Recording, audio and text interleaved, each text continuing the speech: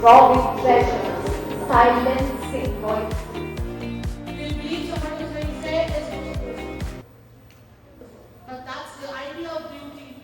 This has to be different. You should not discriminate human beings on the basis of their color of skin, of course, and of course any other form. We all one, that's the last time also I spoke about the same thing. And so this assembly is being arranged to make you understand that racism in any form is not this anger. And together they all come together to make this event. So thank you so much, all of you. You know, this